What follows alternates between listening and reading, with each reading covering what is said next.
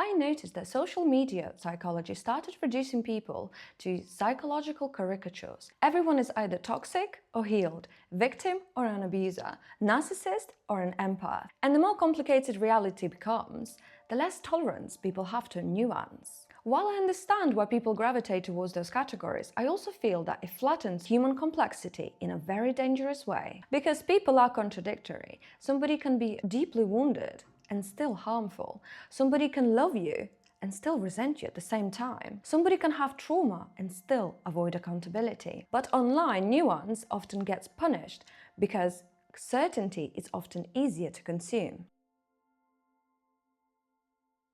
And here is the thing about black and white thinking. It gives the people emotional relief. But a lot of people confuse emotional certainty with truth. But certainty and truth are not the same thing. Sometimes certainty is just cognitive dissonance trying to protect you from complexity. Because ambiguity is psychologically uncomfortable. If someone hurt you, it feels safer to put them into a category of a bad person. And it also feels validating to identify with victimhood. And sometimes those frameworks are genuinely helpful, especially at the beginning, where there was emotional chaos, uncertainty, and maybe manipulation. For a long time, people had no language for what they were experiencing. So when concepts like trauma responses, nervous system regulation, boundaries became mainstream, it felt genuinely liberating. People finally had words for their experience, but then something else happened. Then they got sorted into piles, healed or unhealed, toxic or safe, aware or unaware, conscious or unconscious. And now we're using the language of psychological nuance in the most rigid ways I've ever seen. I also feel that healing culture unintentionally makes people identify with their wounds, around being self-aware, the empath, trauma-informed one, healed, or emotionally intelligent one. And the issue is not self-understanding. Self-understanding is important. The issue is when those identities become protective, because then people stop exploring the parts that contradict the image they have built about themselves. Someone can speak the language of healing beautifully while still being controlling, avoidant, manipulative, and emotionally unavailable. Because insight and embodiment are not the same thing.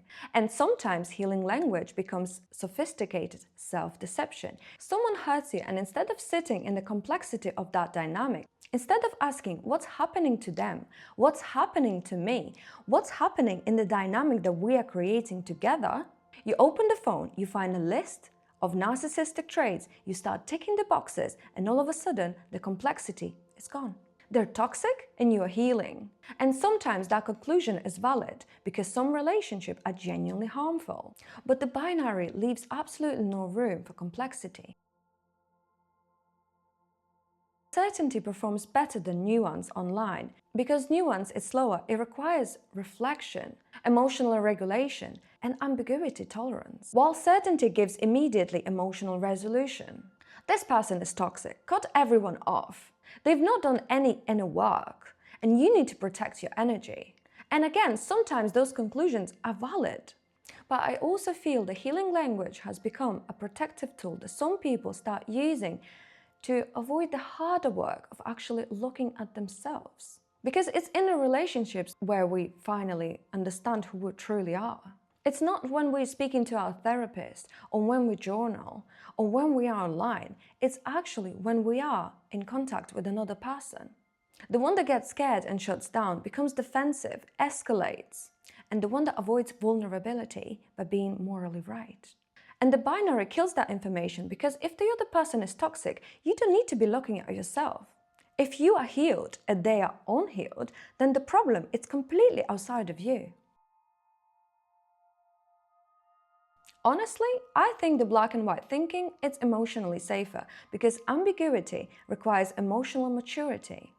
And one of the most intelligent things a person can learn is to be able to hold two truths at the same time. You can understand why someone behaves the way they do and still understand the impact they have on you. You can have compassion towards someone else's trauma and still not allowing them into your life. And the harder one, you can acknowledge your own wounds without making them everyone else's responsibility forever. And I think real maturity is often less about becoming morally pure and more about becoming honest.